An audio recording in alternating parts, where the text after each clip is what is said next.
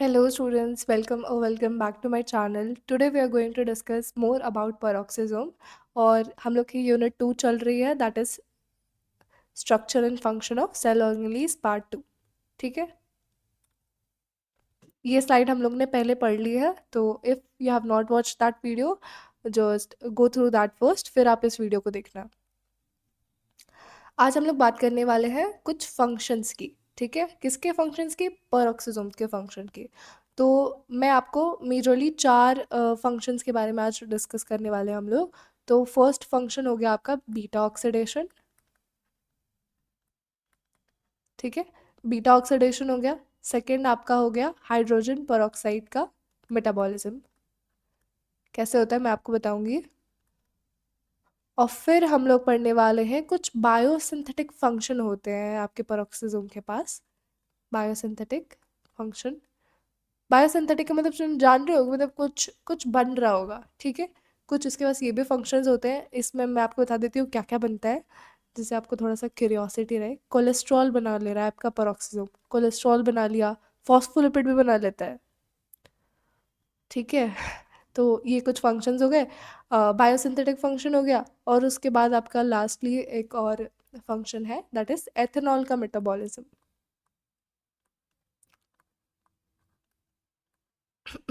Sorry. तो हम लोग ये सब चीज़ें पढ़ने वाले हैं आज के वीडियो में। ठीक है, तो ये कुछ पॉइंट्स मैंने लिखे हैं, ये आप लास्ट में अपने से पढ़ लेना, क्योंकि जो मैं एक्सप्लेन करने वाली हूँ लगभग वही चीज़ें रहेंगी। ठीक है, तो हम लोग चलते हैं, आगे बढ़ते हैं। तो देखो, ये सेल हो गया। ठीक है, ये मैंने लाइक ये वाला आपका बाहर वाला सेल है, इसके अंदर आप मैंने माइटोकॉन्ड्रिया लिया है और इस साइड आपका पेरोक्सिसोम है।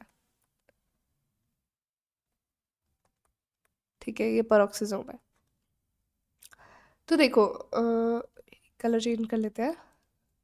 ये हो गई आपकी very long chain of fatty acid. देखो, ये फैटी एसिड की वेरी लॉन्ग चेन है। ठीक है, वेरी लॉन्ग चेन है, मतलब लंबी सी कोई चेन है फैटी एसिड की।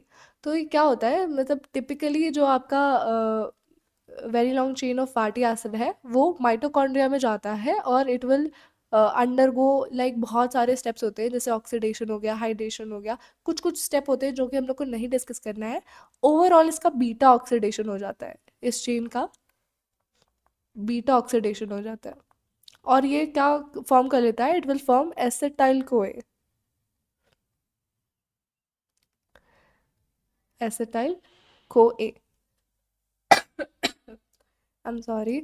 हाँ, तो एसिटाइल कोए बना लेता है। अब ये एसिटाइल कोए आपका बहुत सारे फंक्शंस में हेल्प करता है, बहुत सारे पाथवेज में हेल्प आता है। जैसे कि आप क्रेब साइकिल जानते हो, उस वहाँ पे भी एसिटाइल कोए होता है। फिर क्रेब साइकिल के बाद NADH और FADH2 जब आपका बन जाता है, तो फिर वो इलेक्ट्रॉन ट्रांसपोर्ट चेन में जाके फिर ATP का सिंथेसिस होता है। ये सारी चीज़ें अगर आप नहीं पढ़े हो तो हम लोग ने पिछले कुछ लेक्चर्स में ये भी कवर किया है। तो इसकी बैक स्टोरी जाननी हो तो क्रेब साइकिल अभी हम लोग ने नहीं पढ़ा है, but we have discussed about electron transport chain and chemiosmosis. तो अगर आपको वो पढ़ना हो तो you can watch that lecture as well. तो यहाँ पे मैं बता रही हूँ कि यहाँ पे आपका बीटा ऑक्सीडेशन हो जा रहा है माइटोकॉन्ड्रिया के अंदर। अब ये बीटा ऑक्सीडेशन ना पेरोक्सिज्म भी कर लेता है।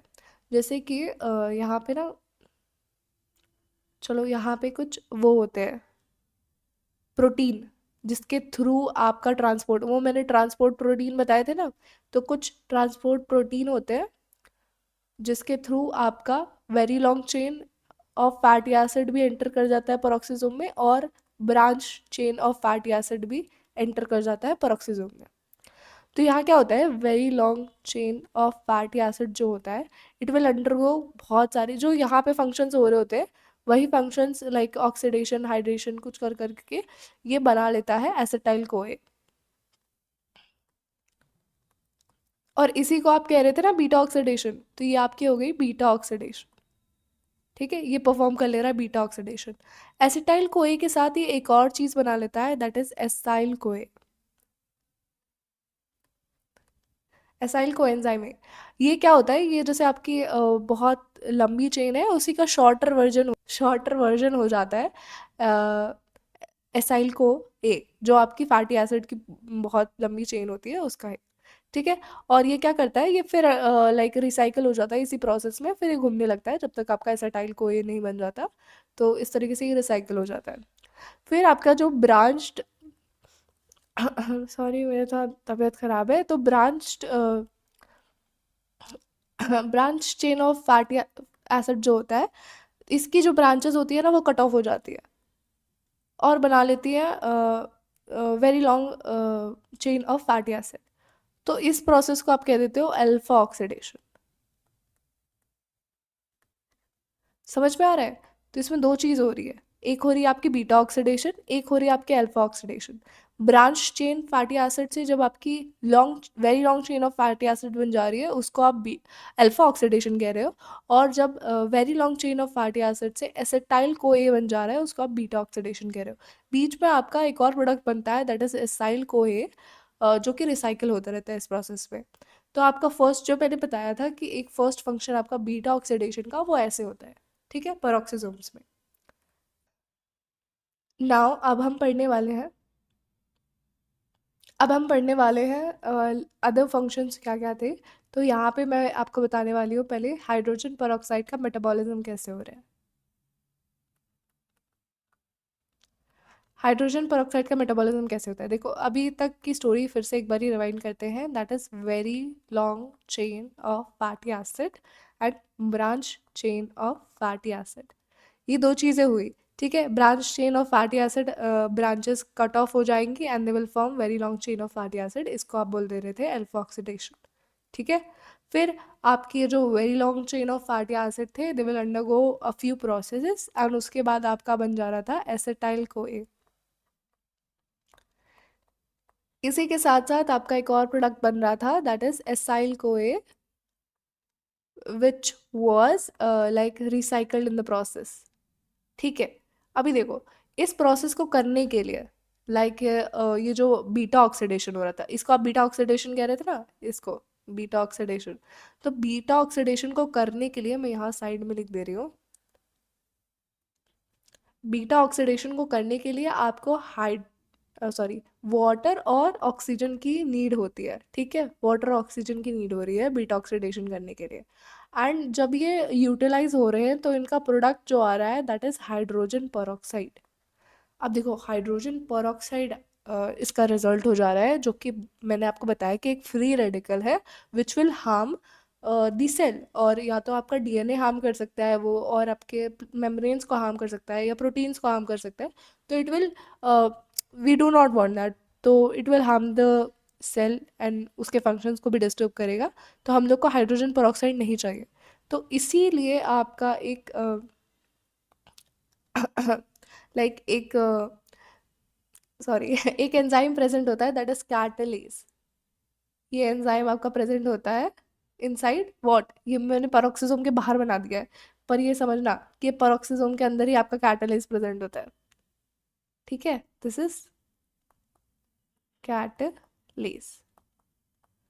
तो ये जो कैटलेज होता है इट विल लाइक ये जो आपका हाइड्रोजन पेरोक्साइड बना है इसको वापस रिवाइंड कर देगा इनटू लाइक इट विल अब ये वापस बना देगा आपका वाटर और ऑक्सीजन को। तो देखो ऐसे साइकिल ये चलती रहती है।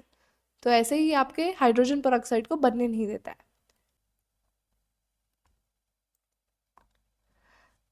और मैं बता दूं जैसे आपका माइटोकॉन्ड्रिया होता है ना, माइटोकॉन्ड्रिया में आपका एक इलेक्ट्रॉन ट्रांसपोर्ट चेन चल रही होती है।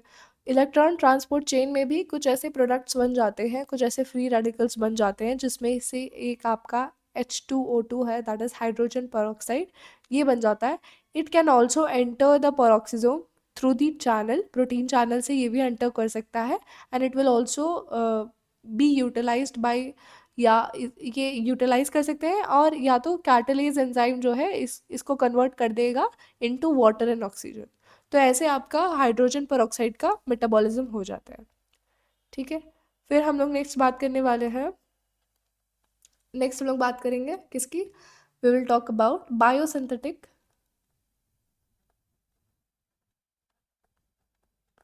फंक्शन। बायोसिंथेटिक फंक्शन क्या है, तो देखो बायोसिंथेटिक फंक्शन आपका आता कहाँ से है, it will be resembling from SER that is smooth endoplasmic reticulum। जो आपकी SER होती है ये क्या क्या बना रही होती है उसी का रेप्लिका ये भी काम करेगा।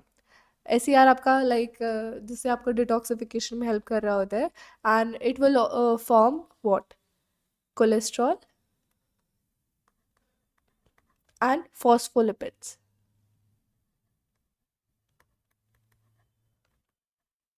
तो देखो क्या हो रहा है, फिर से वही रिवाइंड करते हैं स्टोरी। आपको इतनी बार मैं पढ़ा दूंगी कि आपको याद हो जाएगा। तो आपकी very long chain of fatty acid और हो गई आपकी branched chain of fatty acid. Very long chain of fatty acid आपका लाइक अंडरगो कर रहा है, खूब सारे प्रोसेस हो रहे हैं, ऑक्सीडेशन हो रहा है, हाइड्रेशन हो रहा है, फिर आपको बना ले रहा है एसिटाइल कोए। और आपका एक और प्रोडक्ट बनता है दैट इज एसाइल कोए। ठीक है, ये दो चीज़ बनी। ये आपका रिवाइन हो जाता है, फिर मतलब रिसाइकिल हो जाता है, रिवाइन मैं पता नहीं क्यों बोल रही हूँ। हाँ, तो रिसाइकिल हो जाता है, फिर आपकी ब्रांच चेन टूटती है इनटू वेरी लॉन्ग चेन। इसको आप अल्फा ऑक्सीडेशन कहते हो, इसे आप बीटा ऑक्सीडेशन कहते हो। अब हम लोग देखने वाले हैं कि जो एसिटाइल कोएंजाइम है, इसको मैं यूटिलाइज कर सकती हूँ कुछ बनाने के लिए, और मैं इससे बना सकती हूँ कोलेस्ट्रॉल। अब मैं कोलेस्ट्रॉल से भी बहुत सारी चीज़ें बना सकती हूँ। मैं बना सकती हूँ बाइल सॉल्ट। मैं नहीं बनाऊंगी, पेरोक्सिसम बनाएगा। ठीक है, बाइल सॉल्ट बना दिया। And it can also form steroid hormone, steroid hormones. ठीक है, काफ़ी सारी चीज़ें बना दिया। फिर एसाइल कोए में अगर मैं फॉस्फेट ऐड कर दूं, तो इट विल फॉर्म फॉस्फो, यहाँ गलती, मैंने स्पेलिंग गलत लिख दी, तो फॉस्फोलिपिड्स बना लेगा। ठीक है, एसाइल को ए, क्योंकि आपको पता है ना ये लाइक फैटी एसिड की चेन है, उसमें फॉस्फो कह रहे हैं, फॉस्फेट ऐड कर दिया तो वो फॉस्फोलिपिड बना ले रहा है। और फॉस्फोलिपिड में भी आपको एक बहुत ही मेजर एग्जाम्पल याद करना है, दैट इज प्लाज्मोजेन। ठीक है, प्लाज्मोजेन आपका क्या होता है, ये फॉस्फोलिपिड बना लेता है। प्लाज्मोजेन आपका बनाता है माइलिन। माइलिन आपको पता है, माइलिन आपके सेंट्रल नर्वस सिस्टम में बहुत हेल्पफुल रहता है, न्यूरॉन्स में प्रेजेंट होता है। ठीक है, तो ये आपको ये चीज़ याद रखनी है इसमें। फिर लास्टली हम लोग बात करने वाले हैं, lastly we will be talking about ethanol metabolism. Ethanol का मेटाबॉलिज्म भी कर लेता है। तो देखो वही सारी प्रोसेसेस होंगे कि आपका वेरी लॉन्ग चेन, ठीक है, ये आएगा वो आएगा। तो मैं अभी वापस नहीं बता रही हूँ, यहाँ पे लिख दे रही हूँ बस। देखो लास्ट में क्या होता है कि एथेनॉल आपका एंटर करता है इनटू दी पेरोक्सिसोम। और पेरोक्सिसोम में एथेनॉल एंटर करने के बाद एथेनॉल आपका कैटलेज एंजाइम के थ्रू, बाय कैटलेज, ये कन्वर्ट हो जाता है इनटू एसिटल्डिहाइड। ठीक है, एसिटल्डिहाइड में कन्वर्ट हो जाता है, और ये एसिटल्डिहाइड बाद में आपका एसिटाइल कोएंजाइम ए बना लेता है। तो ये एसिटल कोएंजाइम ए तो आपका बहुत सारे फंक्शंस में यूज़ हो जाता है, बहुत सारे पाथवेज में काम आ जाता है। तो ऐसे ही आपका एथेनॉल मेटाबॉलिज्म भी हो जाता है। तो अभी हम लोग देख लेते हैं। मैंने मैंने आपको बताया बीटा ऑक्सीडेशन कैसे हो जाता है, हाइड्रोजन पेरोक्साइड का मेटाबॉलिज्म कैसे हो जाता है, बायोसिंथेटिक फंक्शन बता दिए, कोलेस्ट्रॉल फॉस्फेट बन जाते हैं, एंड एथेनॉल मेटाबॉलिज्म भी मैंने आपको बता दिया है। तो यहाँ पे लिखा हुआ है डिटॉक्सिफिकेशन ऑफ अल्कोहल, एथेनॉल हो गया। एंड ये कहाँ पे स्पेशली इन लिवर सेल्स में होता है। प्लाज्मोजन बहुत ही इंपॉर्टेंट है, ये ज़रूर याद रखो कि सिंथेसिस होता है, प्लाज्मोजेन सिंथेसिस आपका पेरोक्सिसोम में होता है, which is important for myelin.